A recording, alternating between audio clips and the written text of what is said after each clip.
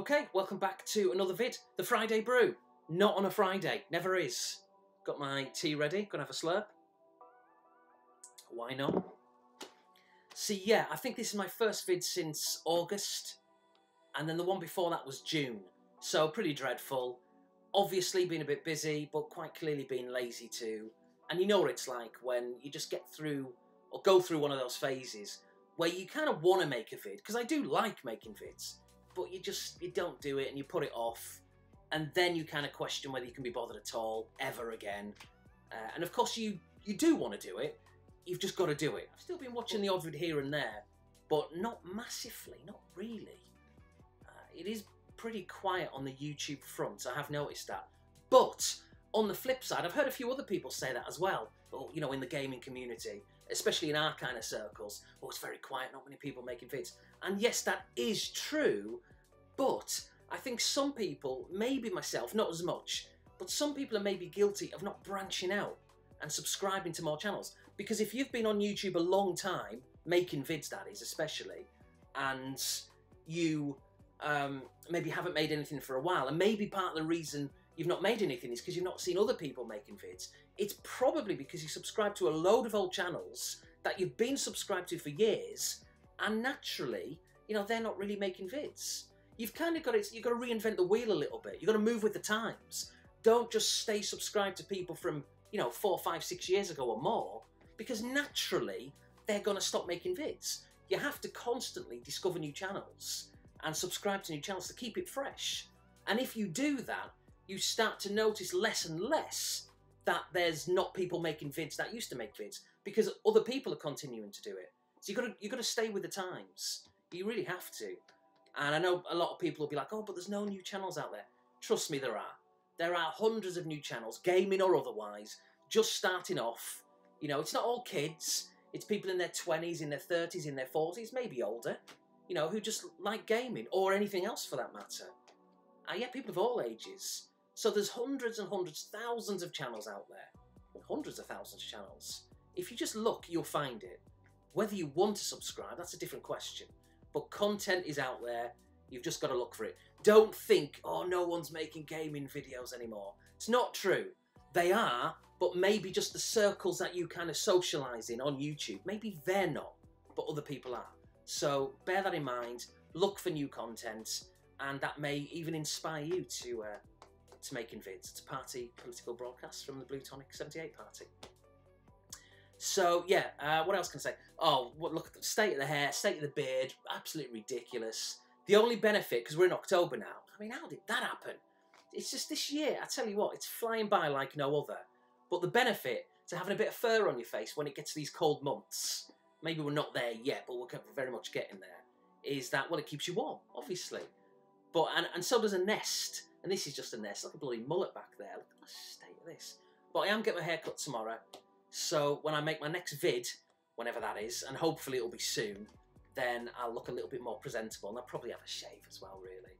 But with me, it's funny, isn't it? With people that you know, people that you work with, some people just clean shaven all the time. I can't be arsed with that. For me, what I tend to do is I'll let it get to this kind of length, maybe a little bit more, which probably takes a couple of months, 3 months maybe, I don't know what it is. And then I'll shave, and then it'll be like this, and then I'll rinse and repeat. That's kind of what I do.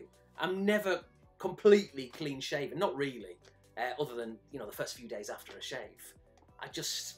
Maybe it's laziness. Maybe that's what it is. I don't know. But like I say, in the winter months, having this is very kind of beneficial. But I'm not the kind of person to have it like out there somewhere. I just can't do that. I just think it looks a mess. For me, anyway. Not judging anyone else. Do what you want. It's your face. So, but yeah, get my hair cut tomorrow, and I'm sure I'll have a few tales to tell about that hairdresser, because she's nice, but she's very eccentric, really is. I remember going there for the first time when I used this particular hairdresser. It was maybe late last year, so not been going long, maybe even early this year, I'm not even sure. But either way, less than a year, and so we were having like small chat, and she's, I think, originally from like, I think it's North Korea, because you can tell in her accent, even though she's lived in California for like 40 odd years, you know, she's knocking on a bit now, like probably 70 or the late 60s or something. But, you know, very friendly and all the rest of it. And so we're doing the small talk as she's cutting my hair. Like I said, this is a good few months ago, maybe a year ago. And I'm like, you know, the question had to be asked, what brought you to America, you know, all that kind of stuff. And she's like, oh, well, you know, it was in North Korea when she was like in her 20s or whatever. She was like, you know, it wasn't great, and it was, you know, society wasn't fantastic, and all these, you know, restrictions on things you can do. And I'm like, well, yeah, you know. And then she went, and then my brother was shot. I was like, what? And she's, yeah, the government shot him. What? What the hell's going on? It's crazy.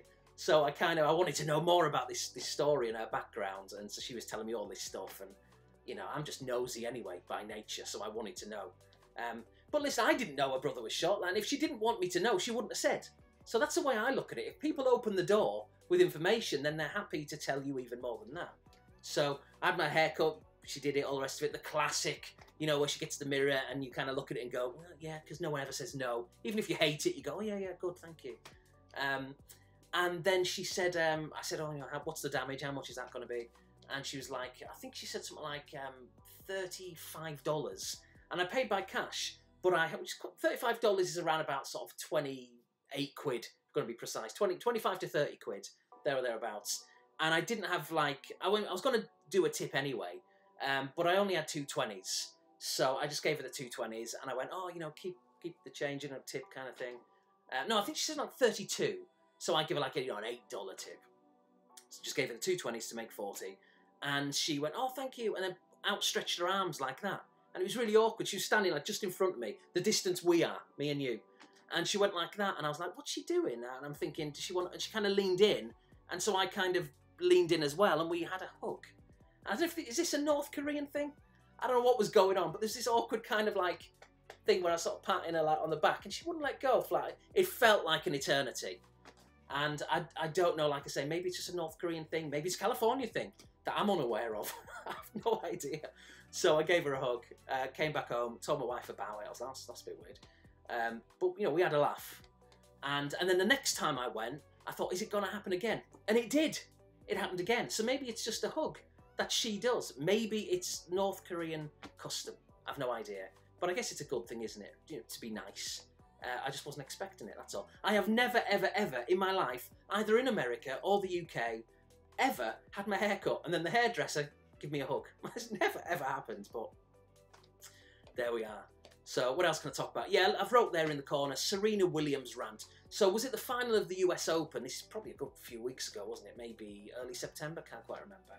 And she went on this extraordinary rant towards the umpire, calling him a thief and all the rest of it. Now, I've got to be honest, Serena Williams is, what, 36, 37, mid to late 30s, and she's a bit of a role model. She should know better. It was extraordinary. It was unacceptable. Now, I totally get she was stressed out. You know, it's the final. You want to win. She was the favourite. She was expected to win. A lot of pressure. You know, it's in America, New York, isn't it? So, you know, she wants to win it, obviously. The home crowd are pretty much supporting her. Well, definitely supporting her because of the boos that happened later, which was just unfair. Really was. I forgot her name who won it. But it was unfair on her. And what I didn't like, really, about the Serena Williams rant, not just did she call the umpire a thief. Okay, I get it. Heat of the moment, you know, thieving points, basically, or because the umpire docked her points, or games, or whatever it was, and she called him a thief. I kind of get it in the heat of the moment. You say silly things. I understand that. But she should know better for her age and for her experience and the role model that she kind of is. But what disappointed me is that she brought up the fact, during her rant, she brought up the fact that it wouldn't happen to a man. For God's sake, there are many examples of it happening to men in the past where points have been docked. Not every single occasion, obviously, maybe sometimes it didn't happen when it should have, but there have been examples where men were docked. It very much depends on the umpire. It very much depends on the mood they were in and the severity, I guess, of what was said. There's many factors. But that was poor that she brought that up. And then she brought up the fact that she was a mother. As if that, what was the point of that? Who cares? Good for you. What, do you want a medal? You know, I just thought, why is she doing this? Also, I noticed when she was in the middle of that rant, she had a couple of glances over, and it was almost like she was looking to see if the cameras were paying attention. Now, obviously, the cameras were on her anyway. It was the final of the US Open. But she was, to me, it looked as if she was deliberately doing it. political point scoring, bringing up the fact that, oh, this wouldn't happen if it was a man. That's very, you know, a popular thing to say these days. And the only thing I don't think she said was that you're only doing this to the umpire because she's black. I was just waiting for that. I was waiting for that one to be used. I don't think it was, but of course social media went into meltdown. It's, oh, they only did that because she's black. And the amount of people who retweet this stuff and like it, the amount of people who believe this nonsense, it's frightening. It makes you worried about the long term of, you know, society. Stop bringing race into it. Stop bringing sex into it. It's so unnecessary. Now, granted, sometimes, you know, these things are done and said against people because of their race or their sex or whatever. And that's unacceptable. Of course it is. We know that. But don't pretend it's a big problem when it isn't. You know, in situations like this. It was nothing to do with the fact that she was black, like social media said. It was nothing to do with the fact that she was a woman, like social media and like Serena said. It was just the fact that she was out of order, so the umpire docked her some points. Don't do it. Throwing your racket on the ground and calling him a thief and all this kind of stuff. It was unacceptable. So that kind of annoyed me. And of course I went to Twitter and I said my little bit about that. And generally speaking, most people agree. PlayStation Classic. Yeah, the PlayStation Classic is coming out in December. Now, it's an interesting one because it's coming with 20 games. Now, unless something has been announced the last few days and I've missed it, then so far they've only announced 5 titles for it. It's Final Fantasy VII, which I've got, still never played other than 10 minutes back in '97. I keep meaning to, but the reality is I'm probably not gonna. But maybe I should, I don't know. But yeah, so Final Fantasy VII, which I have, Jumping Flash, which I also have, Ridge Racer Type 4, which I don't have, but I have had, you know, many years ago, Tekken 3, which I've got, and Wild Arms, which isn't a title I don't have. I don't think I've ever played. Maybe I did, I'm not quite sure. So, yeah, 5 of them have been announced, and obviously that leaves another 15 to be announced in the very, very near future, because it's coming out in December. So, yeah, this thing is very tiny, as you can imagine. It's a little bit like one of those, like, mini classic NES systems that were released, and the SNES as well. So, yeah, I'm kind of interested, but for me, I'll only really be interested if it's moddable, and I'm sure it will be. You know, listen, people are clever with what they can do, and if you can get hundreds and hundreds or thousands, an entire library of PlayStation games on this PlayStation Mini, or PlayStation Classic, whatever they call it, I'm interested. I don't think it'll stop me buying original PlayStation games, but yeah, I'd really like to have that ability to play any game I want at any time of the day, just because it will be stored like on the SD drive or the USB or however it's going to be managed. So I'm sure they'll be able to do that. You know, as much as Sony and Nintendo, they don't want you to do it. People are clever when it comes to technology, and I'm sure it's only going to be a matter of time, within days of this thing being released, that people will be modding it. So. Okay, so moving on to what I've been watching recently, and this was a few weeks back, but of course I've not made a vid. Last Action Hero, starring Arnold Schwarzenegger. So there we go. There's Arnie at the front. Jack Slater is the character, with Danny Madigan, the kid there, 12, 13, 14, whatever he was. So yeah, The Last Action Hero came out in 1993, and really bad timing, because the week before Jurassic Park came out, which blew everything out of the water. But the funny thing is, back in 1993, I did watch Jurassic Park at the cinema, probably the day it came out, I guess. You know, because back then there was a lot of anticipation about this movie. It was the next best thing since sliced bread, and it was brilliant. I loved it. But then about a week later, I went and saw The Last Action Hero at the cinema. And watching this back, it's the first time since I saw it back in 1993. I've waited all these years. It's absolutely insane. Pushing a quarter of a century. I mean, how ridiculous is that? So, yeah, basically, it's a cheesy movie. It really is a cheesy movie. It didn't do well at the box office. Not really, because, like I say, it came out just before Jurassic Park. So dreadful, dreadful timing. And the reviews were quite poor as well. But I think as time has gone on, it's become almost like a cult movie. A lot of people say it's actually quite underrated. So yeah, Danny Madigan is a 12, 13, 14-year-old kid, and he absolutely loves the Jack Slater movies. Jack Slater's the character that Arnold plays. So it's kind of like a movie within a movie that you're watching. So basically, like I say, Danny Madigan is in this cinema on his own because he's been given, essentially, an opportunity to see the movie, like a preview, by a guy that he's kind of befriends, an older guy who runs the cinema called Nick, and Nick's probably in his 70s there or thereabouts. And so he puts on this special screening for Danny to watch because he's a huge fan of the Jack Slater movies, and it's time for Jack Slater 4. So he's seen 1, 2 and 3, and now he's watching the 4th one. He can't wait, he's really excited. He's got his popcorn, and he's watching the movie. The movie's kind of panning out, and we're watching the movie, like watching the Blu-ray, or at the cinema at the time for me as it was. We're watching the movie, of him watching a movie, and then all of a sudden there's a car chase in the movie of the movie. Bear with me on this one.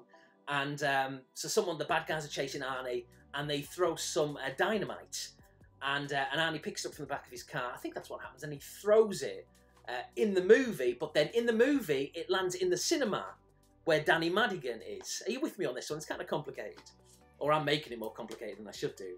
And so this stick of dynamite is rolling down the cinema floor, and obviously Danny Madigan is scared. So he looks at it and he's thinking, well, what do I do? So he starts to run away, naturally.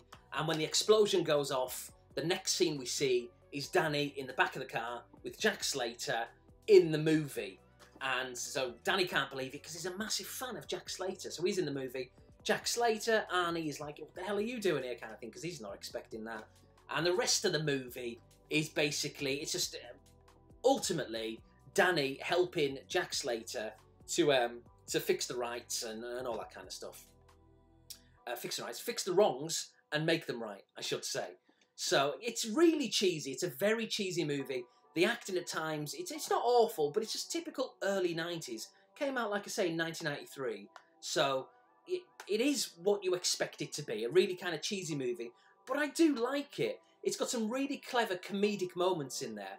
There's Charles Dance, who plays the bad guy. Is it Benedict? Is that the guy that he plays? I think it is. Now, apparently that role was originally written for Alan Rickman, and if that's true, you can really tell. So, yeah, it's very kind of cold and blunt, and, yeah, it's just funny. The whole movie is a parody. It's like a parody of action movies with stunts and crazy things going on here and there. It's not to be taken seriously. But going back to the Charles Dance scene, there's a few of them, actually, which are quite funny. There's one in particular, you've kind of got to see it. I'm not going to do this justice. But Arnie and Danny turn up at the door of, like, you know, the henchman, the evil henchman, the bad guy. And Charles Dance, I think it's Benedict, is the character that he plays. And he opens the door, and, you know, Arnie's asking him a few questions. And Charles Dance is trying to get them away from the door and all that kind of stuff. And there's a scene where Charles Dance is like, you know, I'm paraphrasing here, but you better get away because I've got some highly trained dogs and they can be called at, you know, any second kind of thing. And he clicks his fingers and you hear the dogs in the background and you think the next scene is going to be the dogs with, like, you know, saliva coming out of their mouths looking really angry. But instead, it's like 6 or 7 dogs all standing on top of each other, like making like a pyramid. And it was just funny. You've got to see it because, of course, he said well-trained. I've got some well-trained dogs. So well-trained as in standing on top of each other. It's cheesy, it's corny, and it's just a split second, but it made me laugh. It was funny, you know. And then there's another scene about where there's the guy, another bad guy kind of in the swimming pool talking about doing a 360, and then the difference between a 360 and a 180. That was kind of amusing. And then Arnie again with Benedict, where he kind of slaps him on the wrist for blowing up his ex-wife's house. But that'll make a lot more sense if you watch the movie. So that was kind of a funny scene as well. So there's a lot of comedic moments, but it's very, very cheesy. There's no doubt about it. I watched a couple of reviews as well, just after I watched it, because I was curious to see what people think. Do they share my views or not? And one of them I was really surprised with, because there's a lot of cameos in there as well. Tina Turner, Jean-Claude Van Damme, Sylvester Stallone with like the Terminator 2 thing, the T-1000 from the Terminator 2, Sharon Stone, probably many more. And there was another one, which for me, when I saw it, it was like a cartoon. It was obviously, to me at least, a reference to Who Framed Roger Rabbit. But this particular one reviewer that I watched on YouTube, who's got a lot of subs, and he should know his stuff. But he usually does. And he was like, I didn't know what they were trying to do with that. What were they trying to reference? It was obviously Who Framed Roger Rabbit. How didn't he know that? That kind of blew my mind how he didn't get that. So that was strange. And then another reviewer, it might have been the same one. I mean, I like his channel. He seems a nice guy. But he was like, oh, the special effects are really good. And I don't think they're that good at all. I think they were pretty average at best. You can really tell they're from like the early 90s. So maybe it's harsh to judge it because it was from a different era. But yeah, it just looked a little bit cheesy. But again, it was a bit of a parody. So you got all these explosions going off and these cars doing these crazy turns and jumps. But if you like that kind of thing, a cheesy movie, an action movie with a slight hint of comedy in there. It's not a comedy movie, but there's certainly comedy-esque moments in it, without question. If you like that, you'll probably like this. And also what I like, and maybe I'm just being a bit soft, but I like the fact that, you know, it's old school in the sense that when you see people being shot, you know, they hit the deck, and that's that. You don't need to see that their heads have come off. You don't need to see the gory details. You know they're dead. It's like very much an A-Team thing, although actually no one really died in the A-Team. But, you know, you get the message. You know, you get the point. You don't need to see all the gore, and I know some people like that, and again, I know it's just a movie, but for me, I'm glad it doesn't focus on that. There's a little bit of blood, don't get me wrong. I'm not a complete prude, and I'm not saying there shouldn't be any, but there's just, I think people can go over the top, and something like this, it doesn't go over the top. It's all kind of, it's done just about right. So ultimately, yeah, I like it. It's a cheesy movie, it's a parody, it's not to be taken seriously, and I recommend it. And the thing is, before I bought it, I was going to look to see if it's on Amazon Prime or Netflix, and I thought, you know, I'm just going to look on Amazon just to see how much it goes for. If it was like $20, I wouldn't have bought it. $5, $4.99 delivered, which is about, you know, I don't know, $3.75 in pounds. And I thought, I'm just going to buy it. I'm really glad I did. So yeah, I like it. It's the first time I've seen it since 1993. But it's cheesy. I keep saying it, but I recommend it. If you like those kind of movies, and I do, then give it a watch. And in fact, when I bought this a few weeks back, I bought a few others from that kind of era as well. So maybe the next, well not maybe, the next brew that I make, I'll definitely talk about the next one, which I've not yet watched, but I will do in the next few days. So that's that. Now, moving on very quickly to what I've been listening to. This is another record I picked up very recently, although I've been listening to it on Spotify for ages. It's Elton John. Good old Elton John, Sleeping with the Past, 1989. Yeah, Elton John is one of those artists where I'm sure, like yourself, you know all these big hits. Goodbye, Yellow Brick Road, Tiny Dancer, Rocket Man, Candle in the Wind. I guess that's why they call it the blues. The hits go, I'm Still Standing, they go on and on and on. But I've never sat down and listened in depth to an album in full. I just know the singles, basically. And I thought, well, what should I do? What album should I pick? And I went with nostalgia. The turn of the 80s, or the late 80s, turn of the 80s, I can't really remember those. The late 80s and the early 90s is my kind of era of getting into music. I was still a kid. You know, when this came out, I wasn't even a teenager. But I'm getting to that point, or was getting to that point, where I was starting to appreciate music, starting to like it. It's really starting to become nostalgic. And I thought, let's go with this one. So it was 1989, like I say, Sleeping with the Past. And it's an amazing album. It's a really good album. I didn't know anything about it. Like I said, I didn't do any reviews. I didn't look to see what is generally considered to be, you know, the best Elton John album. I just went literally with this because of the year that it came out. I wanted something right at the end of the 80s, at the early 90s. And 1989, we can't get much closer to the 90s than that. So yeah, some brilliant songs on there. Durban Deep. Healing Hands is a really good song. It's a single, which I remember. Whispers is a good one. Club at the End of the Street is really catchy. I really like that one. A Stone's Throw from Hurting is really good. Sacrifice was another single. I Never Knew Her Name. It's a brilliant album. It's really good. It's pop, of course, with its piano is very prominent in there. A bit of jazz, a bit of soul, a little bit of rock. It's a typical sounding late 80s album, again, which is why I wanted to get it, because that sound was very much of the time back then. So I really like it. I'll maybe go into a little bit more detail when I do a vinyl vid, which I keep threatening to do, maybe next week or whenever. Whenever I put a time on it, I never bloody do it, do I? So, but whenever I do it, that'll be on there. But I'm really liking it, so yeah. Now, moving on to what I've been playing and currently playing. First one is Battlefield 5, the beta. Now, we had the beta on the PlayStation 4. Not sure if it came out on the Xbox One. And yeah, I've been really enjoying it. It stopped now. It stopped a couple of weeks ago. But it's just a first-person shooter. Obviously, it was the online beta that they did. And I've got to be honest, I enjoyed it. Going back to social media, people are hating on this game. I think a lot of people don't like the fact, you know, that there's women in the game, robotic arms on one of the characters, a cricket bat people had a problem with, maybe artistic license was used a little bit. Here's the thing, I do see that side of the argument. I do see how it's, you know, unrealistic and people want to be immersed. But at the same time, it's just a video game. You know, it's unrealistic, the fact that you are fighting in the game, because that didn't happen. It's from World War II. You know, you weren't alive back then. Or probably not if you're watching this. So that's unrealistic. It's unrealistic that you can get shot and get healed and brought back to life like you can in the game. So, I mean, you know, come on. I think you've just got to judge it. It's a game. I do understand.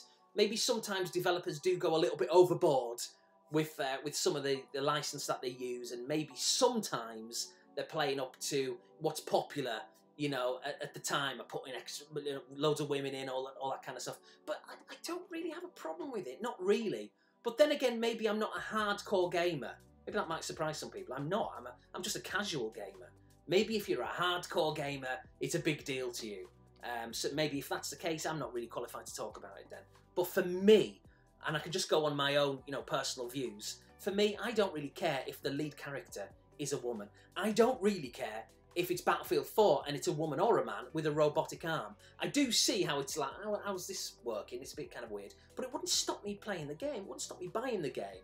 I'm not really that bothered.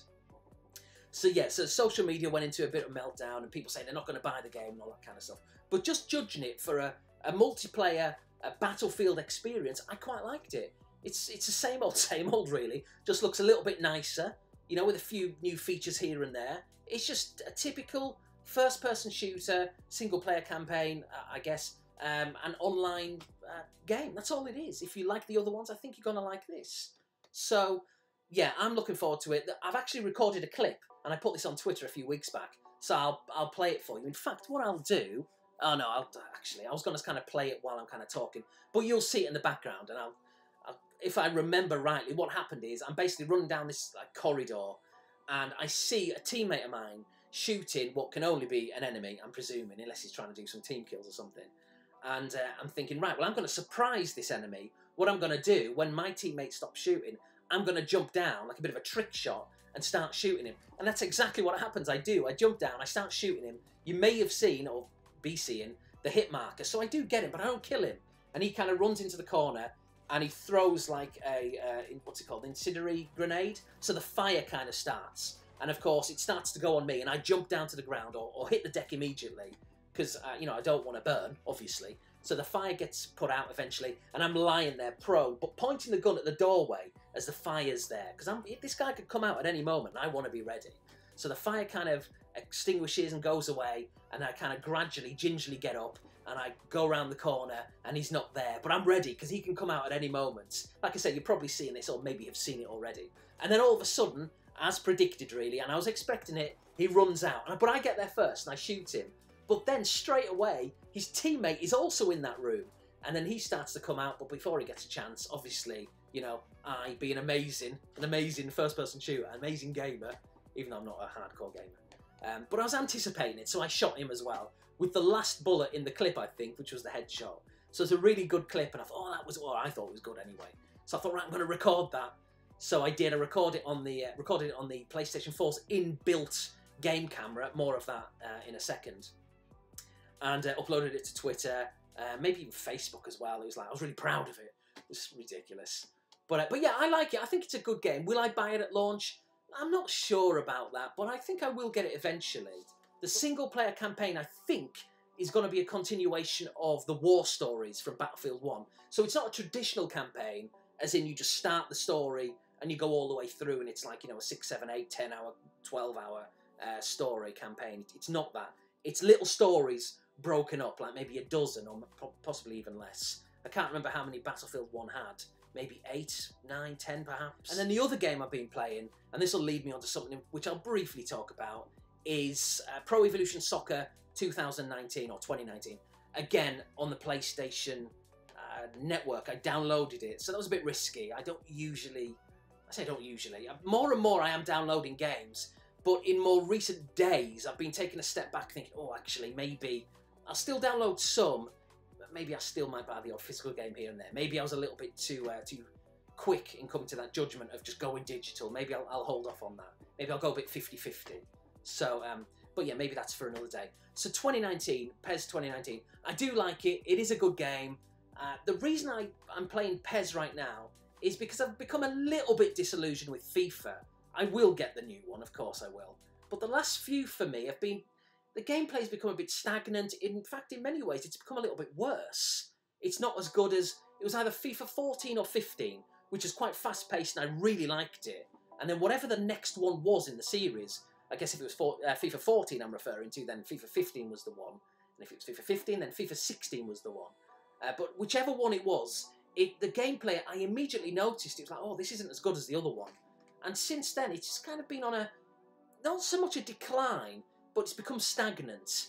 And I thought, well, I'm going to give PES an opportunity. And I like it, I've got to be honest. I really do. It's different, it's much more of a simulation than FIFA, although FIFA's becoming more of a simulation, although obviously very much with arcade elements. But yeah, PES is much more of a simulation than an arcade game, but there's some really nice touches in it, and I am liking it. Now, let's move on very quickly to this. So you may remember 6 years ago, just over 6 years ago, I did this thing called YouTube FC. It's a bit of fun. Obviously, please don't take that or what I'm going to talk about now seriously. It's just a laugh. That's all it is. I'm not spending hours on it or anything crazy like that. Just a bit of fun, just for channel variety. But I'm thinking of maybe bringing YouTube FC back, kicking and screaming into, you know, late 2018 or maybe next year or whenever I end up doing this. But what I thought I'd do just for a laugh is I edited, and it only took me, I say only, some may say, bloody hell, that's a lot, about an hour, which to me is nothing, to put all the players and all that kind of stuff. And I slightly edited the players, ever so slightly, to give them somewhat of a semblance to how they look like in reality. It's not exact, obviously, I didn't spend hours on this thing, but just for people who had blonde hair, I'd make the hair blonde. You know, stuff like that, just to try and make it a little bit realistic, within reason. And so I put in a team of YouTubers. What I'm going to do after this little segment is actually, maybe we'll do it, let's do it at the end of the vid. We'll save it for the end of the vid. I've recorded some highlights of a game, or maybe two, I can't remember what it was, and I'll talk a little bit over it, and you can watch it if you want. If you're not interested, you're not interested. So I put in some YouTubers. I didn't really think too much. Please don't be offended if you're not in the starting 11 or anything like that. I didn't really put too much thought into it. It's just whoever came to me, plus some people who were in the old one as well, from 6 years ago. That's all it was. So I'm not prioritising people. If you're not there, again, don't think you're not in the squad, because I created a few more players who you won't see, because it's just that particular one game. So what I'll say is, if you watch at the end of the vid the gameplay feature, it'll give you a rough idea as to what it's like. And if you want to get involved, just let me know. Just say if you're interested, and I'll put you in the game. Maybe. A little bit of a disclaimer. Please don't be offended if you're not in the game, because of course you have to remember there's only a certain amount of spaces in the team. So I can't put everybody who watches the video in there. But what I will say is, if you are interested, let me know. And if you're not in it, you may well be in a future one. And I think that's fair. So please don't be offended. And I'll keep emphasising that and stressing that. But I don't want anyone to watch, you know, this YouTube FC if and when I do it, and to be like, oh, I thought I was going to be in it. Just please bear in mind, I can only have a certain amount of players in the squad. So that's very important to remember that. But you may be in a future one. If you don't let me know, then you possibly won't be in it. So it's up to you to let me know. Unless you've seen yourself in there, and, well, now you know you're in it. So, yeah. And even if you don't express an interest, I might put you in there anyway, because it's my team. I'm the manager, so you'll have no choice. But if you are interested, and you're worried that, oh, Alex might not put me in, let me know. So we'll address that. So, yeah, I'm really liking it. Now, what I did with Pro Evolution Soccer 2019... because the big problem with PES is that it's not really licensed. There's not many licensed teams in there, and players and kits and all that kind of stuff. But for the PlayStation 4, this is another reason I got it on the PS4, not the Xbox One. For the PlayStation 4, you can download a file, an option file, put it on a USB, and get all the correct team names, players, and kits. And it makes the game so much more realistic. It's so much more immersive. So I paid $10, like a teenager. It's the kind of thing the kids are doing, isn't it? But I'm a football fan, and I wanted it. I wanted it to look realistic. $10, or it might be 10 quid, whatever. A one-off fee, I don't mind doing it. And it really, you know, it makes the game feel more immersive. And I'm really enjoying it as a result. So, but yeah, I've got to be honest, just playing a few games with YouTube FC, with some of you lot, it's just funny. It makes the game fun and enjoyable. And it just brings a whole kind of new thing to the game. So, as I keep saying, watch at the end of the vid if you want. If you don't, I guess you won't watch it. See what you think of it. Please bear in mind that I captured that footage that you're going to see, much like the Battlefield one. I captured the footage directly through the PlayStation 4's recorder. Is it a DVR recorder or whatever you call it? So the quality's not amazing. So if you're looking at it thinking, oh, it looks a little bit washed out, it doesn't look quite right, please bear that in mind. If I was using a full-on capture card, like an Elgato or something like that, it would look better. So bear that in mind. If you're thinking it looks a bit rubbish, that's why. It's directly through the PlayStation 4. So, but that's that. Yeah, so YouTube FC, it may or may not make a bit of a comeback. We'll see. It depends what the reaction is. If people want to see it, it may come back. And if it does, I'm thinking maybe kind of December. And bearing in mind we're in October already, so it's not that long to wait.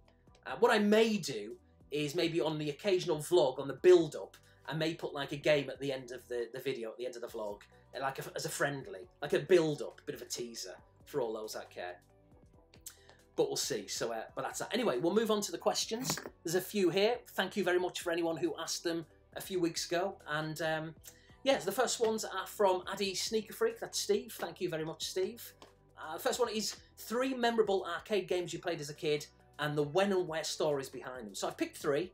One from the mid to late 80s, one from the early 90s, and one from the late 90s. But first, of course, time for a swig. The old dry throat going on.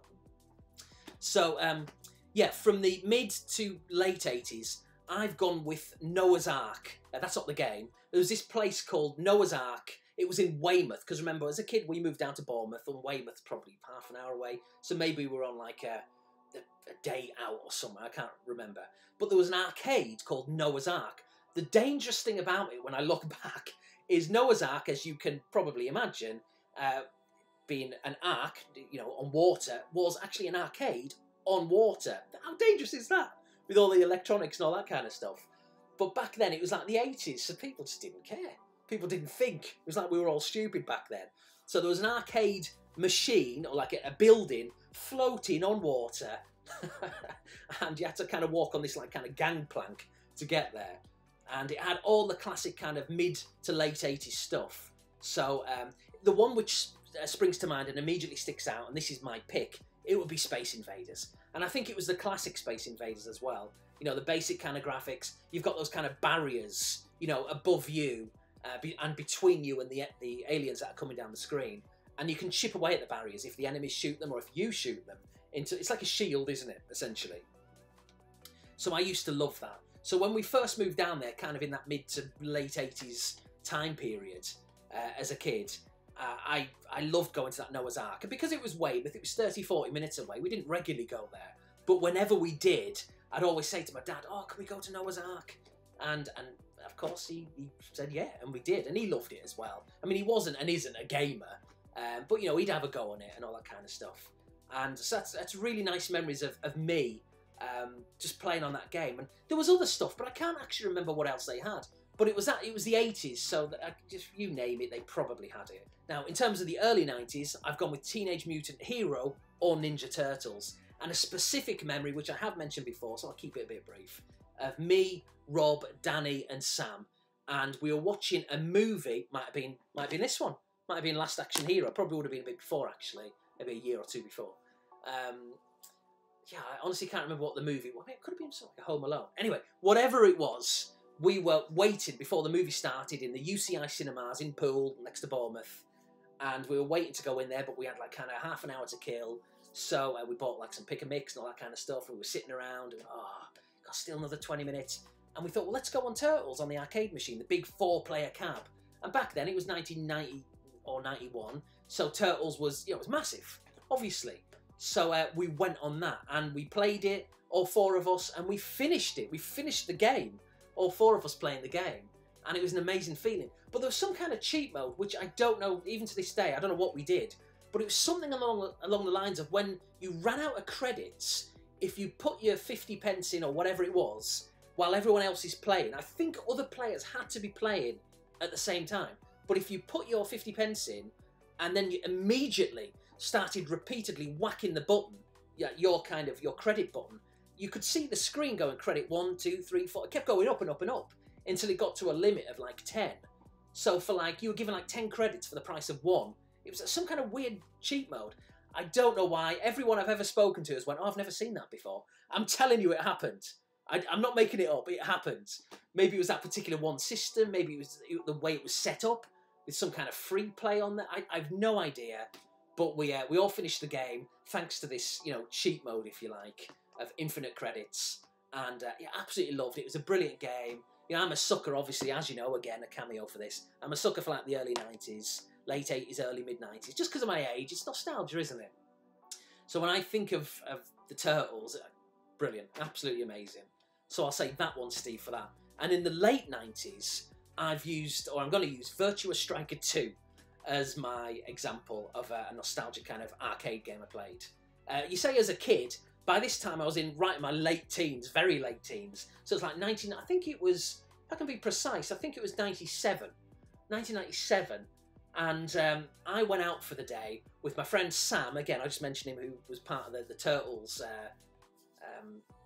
gang, where we completed that game. So I went out with Sam. He'd not long passed his driving test. So obviously he wanted to get the practice in and all that kind of stuff. So we drove to Southampton. So again, from Poole, Bournemouth to Southampton's around about 35, 40 minutes. So we drove to Southampton for the day. Me, Sam, Sam's girlfriend called, I think Ria was her name at the time. And also Sam's sister, Stephanie. Not quite sure why Stephanie was there. I can only presume, and I did think this at the time, hope my wife's not watching, I can only presume that they were maybe thinking, oh, maybe, you know, because Sam and Ria are together, maybe hook up, you know, Alex and Stephanie. But she was considerably younger. You know, I was like 18 or 19, and I think she was like, maybe I shouldn't be saying this, I think she was like 15 or something. But hey, listen, I was just going there as friends. I'm just saying, I'm saying this was maybe their intention. Just disclaimer there.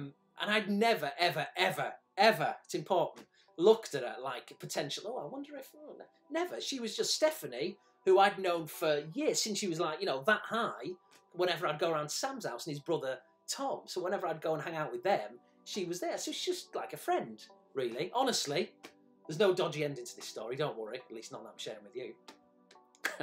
So no, it was just 4 of us just chilling out. But it is a bit weird, isn't it? I always used to think, and still do, and probably always will, why did she come along? Because they were together. Maybe they wanted us to hook up. Maybe she was interested in a bit of the old blue tonic. Who can blame her? So we went to Weymouth. We went to Southampton. Weymouth was another day. We went to Southampton, drove there, and it was great. And I wasn't nervous because, you know, Sam's a good driver and all the rest of it. So that's fine. And I specifically remember, I could probably nail the date, really, because it was either one or the other. It was either The Drugs Don't Work or Bittersweet Symphony that had just come out, because it was on the radio, like playing on Radio 1 or whatever that we were listening to at the time. So yeah, 1997, I'm pretty certain of that. So 18, 19, whatever I would have been. And we went to Southampton, had a great time, just did a bit of shopping, all that kind of stuff. But halfway through it, we got a bit bored of the girls following us around. So we said, right, why don't you go off and, you know, do some shoe shopping? Very stereotypical, and or whatever it was that they wanted to do. So they went, great idea. So they went off, 2 girls went off, did their thing, and us 2 lads, me and Sam, we went off and we did our thing. And we went to this particular arcade. We went to 2, actually. We went to one, kind of on the outskirts a little bit. We were walking for ages, and got a little bit lost. But there's this arcade there, and there was a game similar, but not quite, similar to Crazy Taxi, whatever it was. But it wasn't Crazy Taxi, it was another one. It was like a cross between Crazy Taxi and like a Cisco Heat, like kind of based in America, New York, San Francisco, or something like that. So obviously Cisco, he's based in San Francisco, I get that. But it was that kind of cop element to it. I don't know what that game was, but my main memory is like about 20 minutes after that, we went into the centre of Southampton where all the shops are, and there was like a full-on, fully fledged arcade machine. And there was the big kind of Virtua 2 machine there with the seats, and it was a proper Virtua 2 cab with all, like, you know, the lighting and the fixtures and all that kind of stuff. And we sat down and we had a game, and it was going really well, and it was pretty tight, and it went to penalties, and we noticed that people behind us had started to watch. We had an audience watching us play in this penalty shootout, me and Sam, and it must have been about a dozen people, which doesn't really sound a lot, but if you think about it, a dozen strangers watching us play all behind us, kind of creating a bit of an atmosphere and a noise. And so I'll always remember that. And I won. I didn't let you down. I won the penalty shootout. So I had a few kind of cheers and stuff. And I felt like a rock star. It was ridiculous. So I'll say that one, Steve. Virtua Striker 2 just brings back great memories of having a fun day out in Southampton, basically, with Sam and Ria and Stephanie. Nothing happened. Moving on. Question number 2.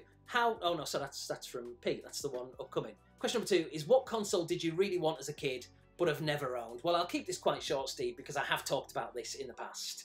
So I never really want to, elaborate too much on things that I've talked about in depth before on previous brews. But I'd say 2 spring to mind. The Neo Geo AES, but it was never really something I wanted as such, because I knew it was unobtainable.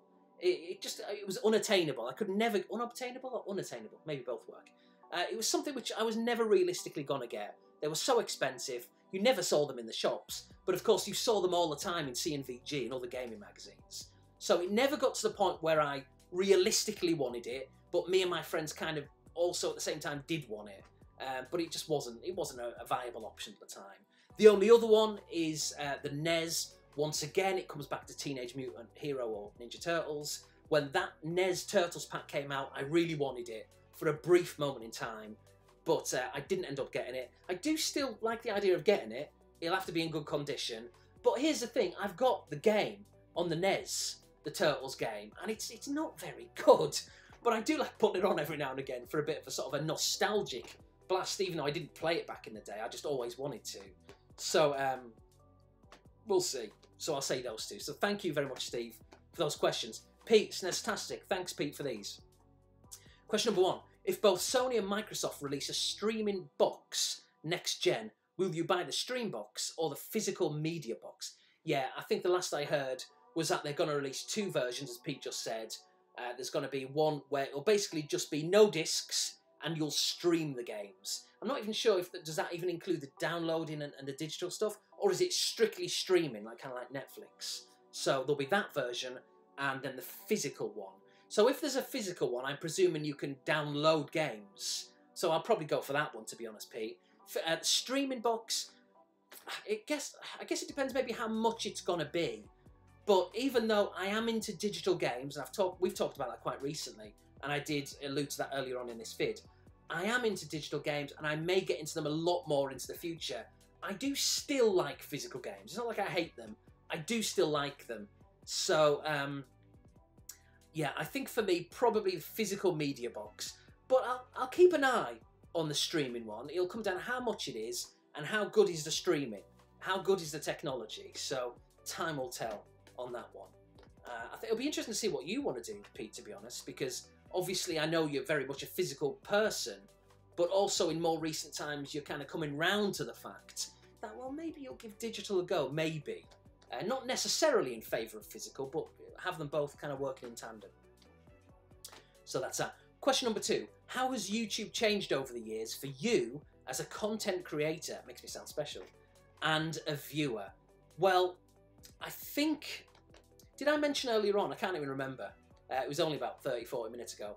But I think I mentioned earlier on that YouTube has changed for a lot of people, maybe myself included, in the sense that we don't feel as if there's too many people from when you and I, Pete, were making vids when we started. So it can kind of put us off and think, oh, YouTube's not like what it used to. It is. You've just got to go out there and subscribe to new channels. That's all it is. You know, obviously, if all you do is predominantly stay subscribed to older channels, then eventually those will just like go by the wayside and then there'll be hardly anything to watch. So it's imperative that you subscribe and find new channels to subscribe to and to watch. So it's changed in that sense, but it's also the same if you keep watching new channels. But it's changed in the sense that there's much more emphasis these days on making money, on bigger channels. It's a very profitable thing for YouTube. It's annoying, but I understand it. It's business. It's the way of the world. Smaller channels like my channel, maybe like yours.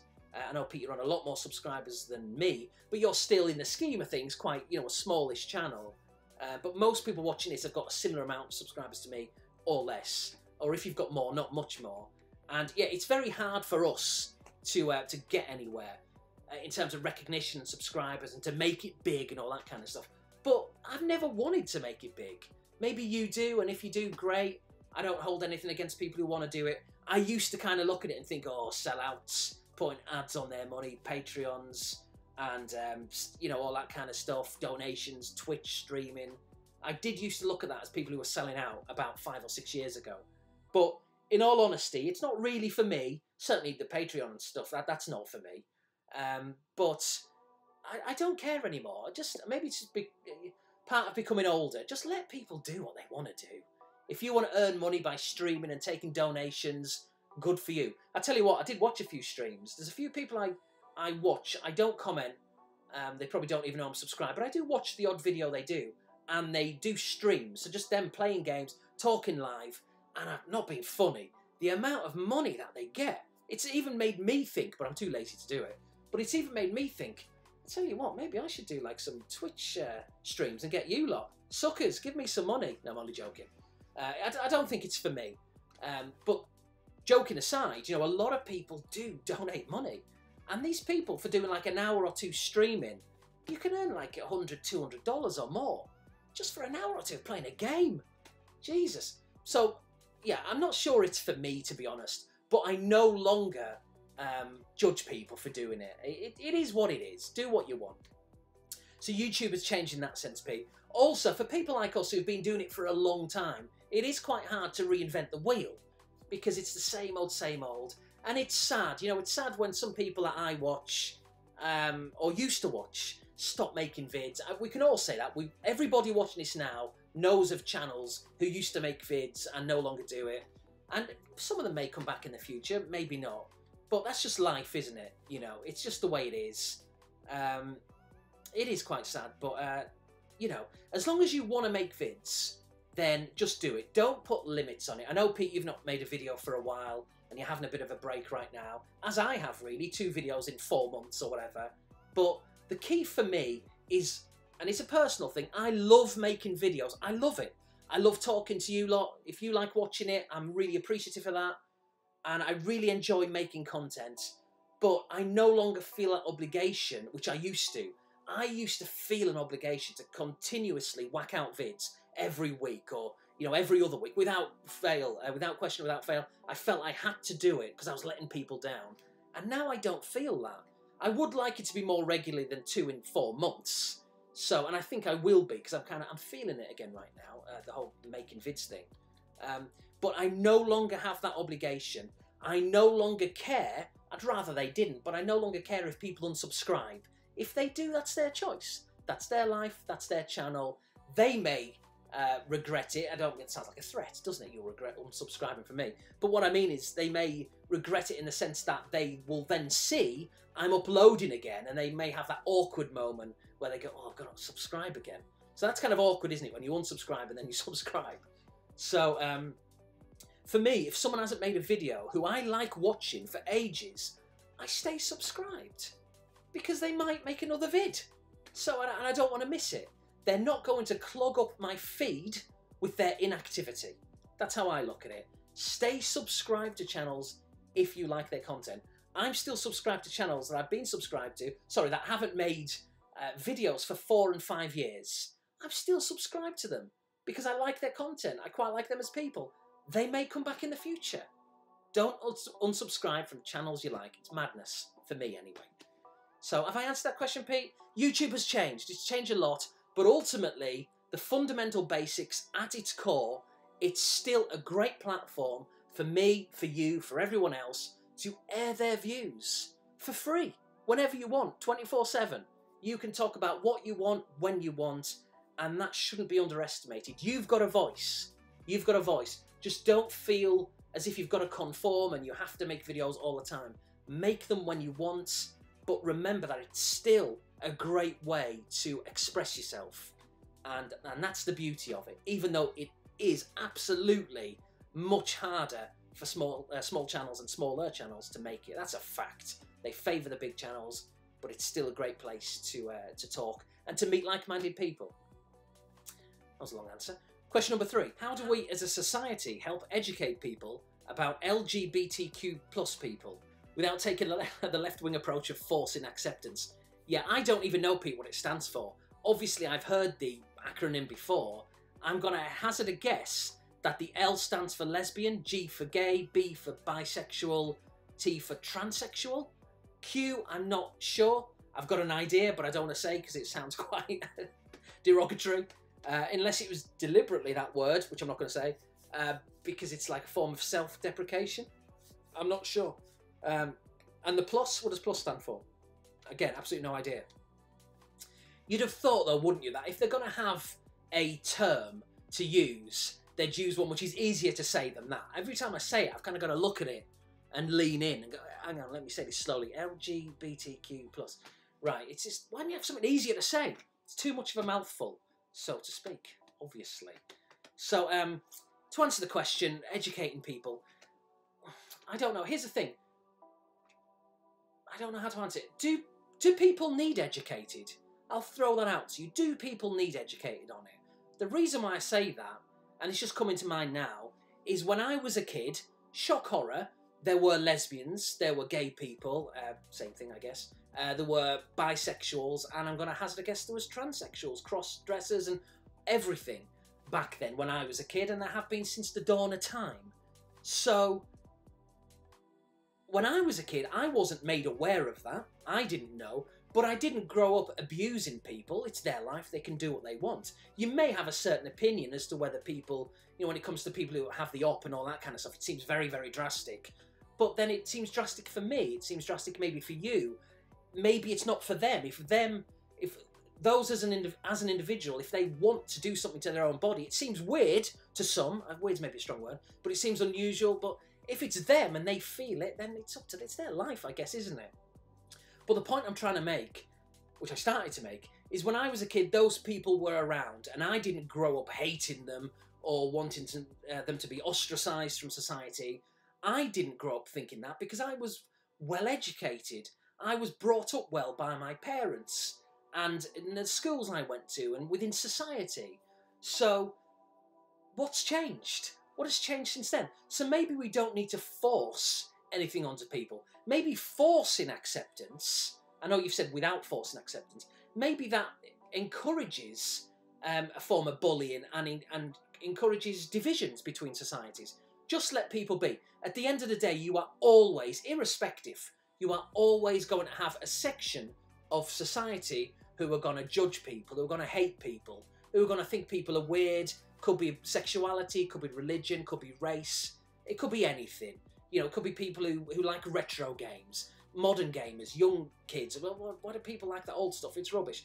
We all like different things. We all are who we are. So you're always going to get people who are going to judge you. Don't worry about it. At the end of the day, I think those people are in the minority who treat people unfairly and with hatred and all that kind of stuff. So what's the point? What's really the point trying to educate people like that? That said, that sounds really defeatist. But I don't know how you can do it, Pete, other than just through an upbringing. I don't want to see, personally, I mean, I may change my mind over my views on this in years to come, if I think about it, but I don't want to see it introduced into schools, like, oh, right, okay, so today we're going to have a lesson, kids, about how we have to accept people of a certain persuasion, whatever that may be. There's no need for that. I just don't think it's necessary. I think it could create more problems. Just allow people to grow up, and if you're educated and brought up the right way, you'll know to treat people with respect. I think that's how I'm going to answer that question, Pete. Question number 4. With the current climate of harassing celebrities and actors on social media because they do not fit fans, as you put it, vision of a character they have been hired to play, and then you've put recent case in point, Ruby Rose playing Batwoman. I have no idea who she is or that the Batwoman movie was coming out.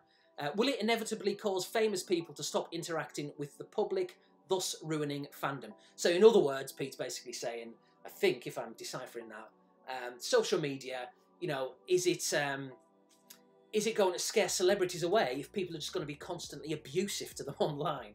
And you see that all the time, don't you? Some don't care, some love it. You know, and to others it's like red rag to a bull. They get very offended and they close their accounts or they block people and they take it very personally, which I can understand. You don't want to be called a knobhead every 5 minutes, you know, by random strangers. You just don't want to see that. So it will ruin it for some, quite frankly, Pete, because not everyone has got that that tolerance, you know, that level where they can put up with abuse by random strangers, keyboard warriors, who have that, they hide behind anonymity, which is ridiculous, really. There should be a law on that. In fact, there is, really. A lot of people don't realise that you can abuse people online, but if you go too far, you can get into serious trouble. And I don't think enough people know. But they do it anyway. Maybe adverts by the government, Conservative, Labour, whoever it is in the future, maybe they should put money into adverts on the television and put that out there so kids and adults, because it's not always kids, people know that if you go too far, then you can get arrested and maybe go to jail, because it's just not on, you know. But that's an argument really for another day, even though it's connected to the question. So, but again, Pete, I've gone off on a bit of a tangent there. So I did answer the question somewhere in there. So yeah, thanks, Pete, for the questions. And then the last 3 questions are from Justin Mosley. Thank you, Justin. Question number 1: do you collect anything else retro, like VHS, laserdisc, trading cards, old toys, etc.? He didn't say etc. I've added that on there. Not really. The only thing I can think of is like vinyl and CDs, but I don't really view it as a collection, because when an album comes out that I like, I'll buy it. Or if it's an old one that I want to get to listen to, I'll buy it. But it's not a collection of sorts. The only other one I can immediately think of is, and I've not done this for years and years and years, I don't even think I've mentioned this before, maybe I did briefly actually, football shirts. I used to collect football shirts, replicas, and I've probably still got here in America, not many at all, probably maybe 20, and all of them, apart from one, which is a Carlisle United shirt that I got because of my granddad, basically. And the one I've got is from the 91-92 season, when I went to watch them.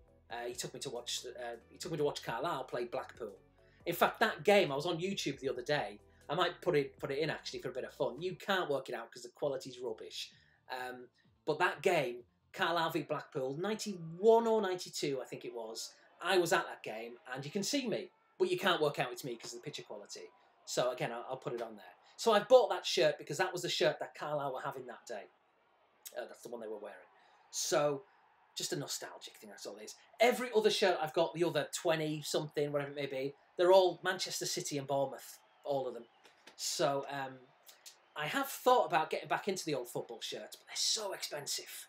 They are expensive. If you want to buy, like, I was looking the other day, I'm not a Liverpool fan, but again, because of nostalgia and all that kind of thing, I was looking at the Liverpool shirt from 1989-90 with candy on, and like the little grey silver flecks on the shirt.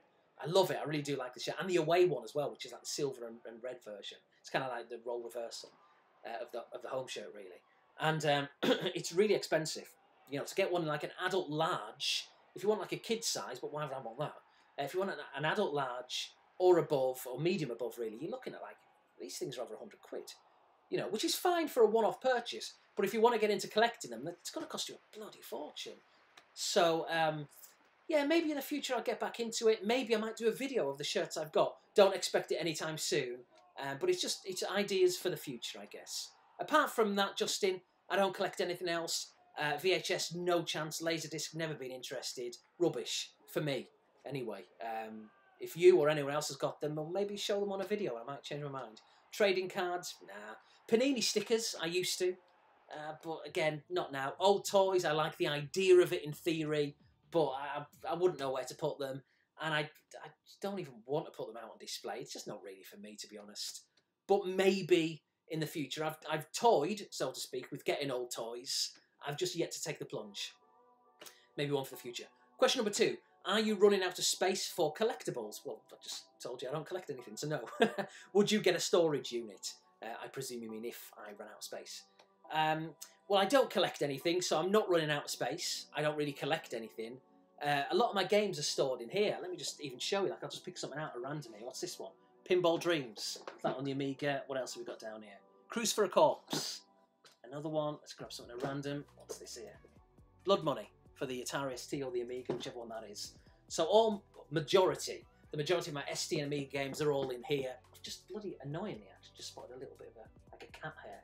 How did she get up there? It's ridiculous. So, yeah, most of my games are stored in these little drawers, and loads down here and some more over there. So I don't really have anything out on display, not really. There's the odd thing here and there.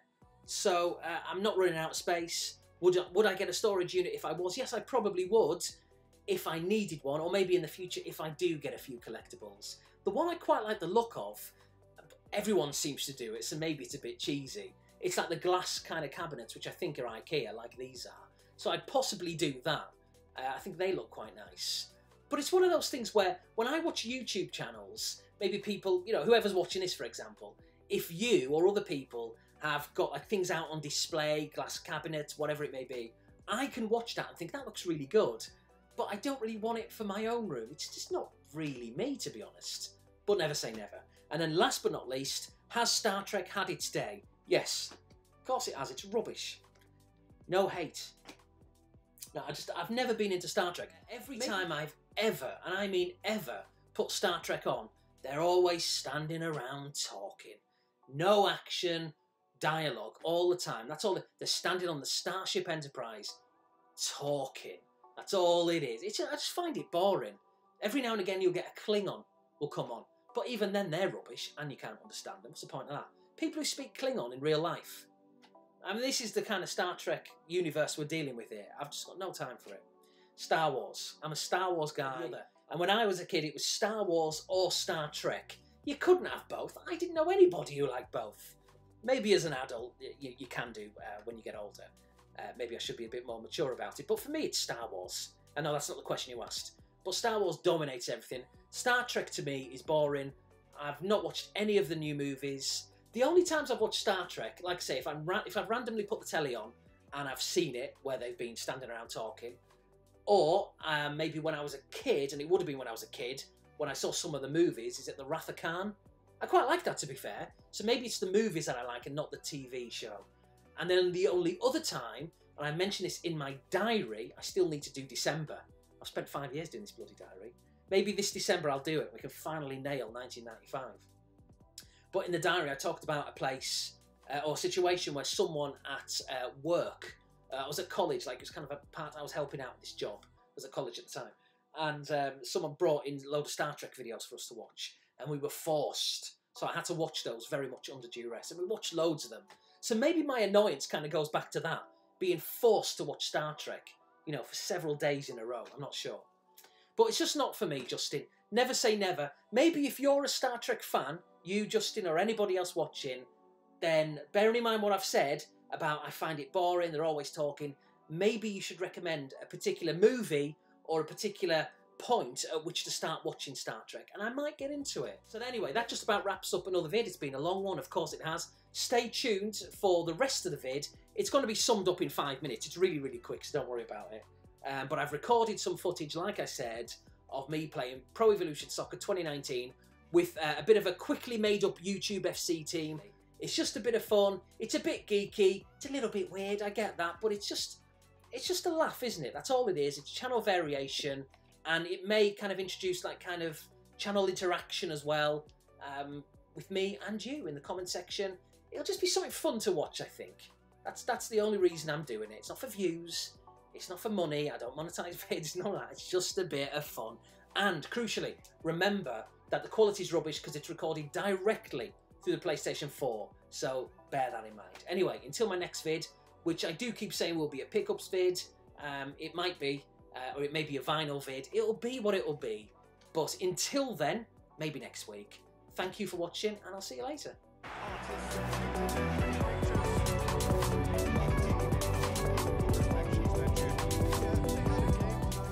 Alright, so what we're going to see here are some highlights from the game that I played and recorded. Look at this, Shocks.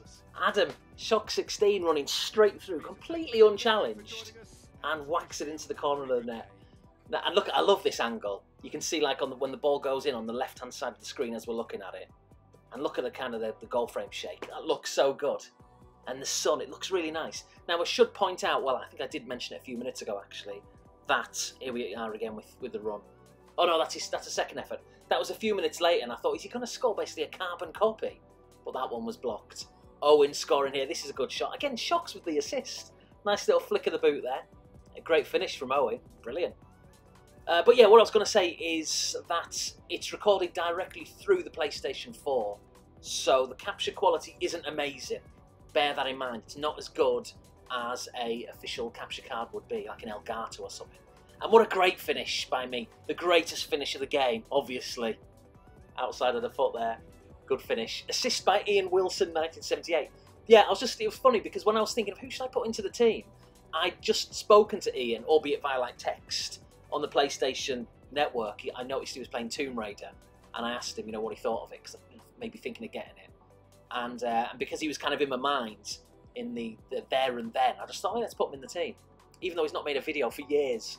Years and years and years, like 5 or 6 or something crazy like that. Look at that header as well by Pete. Assist by the joysticks. Mark there with the corner. Pompey Games Room, Sean. So yeah, basically what I've done is I just went through the squad, and I think a squad can hold around about, let me see, like 25 players. Oh, good shot there, outside of the post by Sean. And doesn't look anything like him, obviously. But yeah, so I just kind of went through. I'm not sure if I filled up every space yet, but look at that, Owen getting taken out, but getting up straight away, like a warrior. But then hoofing it over the bar for 3 points. The rugby conversion there, wasn't it? So yeah, if we do this going forward, and it's a big if, then if you want to get involved, then let me know. But please don't be offended if you're not in the game, because there's only so many places that I can allot to others. Here's another goal by me coming up. Obviously, it's going to be amazing. Hasn't even happened yet. Look at that. You get a really good view of it in a minute. Well, kind of. There we go. Another one of these. Look at the keeper. It's so realistic. Really, really good. So yeah, if you're interested in getting involved, please let me know. And if you're not going to be involved next time, then I'll try and do it the time after that. Again, like I say, there's only so many players you can put in a team, in a squad. So please bear that in mind. It's obviously nothing personal if I don't put you in. I'm sure you will be in a team eventually. So, but this game actually, it's funny because this is on, I think, regular difficulty. And sometimes I struggle. But on this one, I absolutely blitzed them. 7-0. Here's my hat-trick coming up. An assist by TFC HD. The Football Channel HD. That's Matt. Nice little dink there with the cross and me with a bit of a header. Look at that. Little deft touch into the back of the net.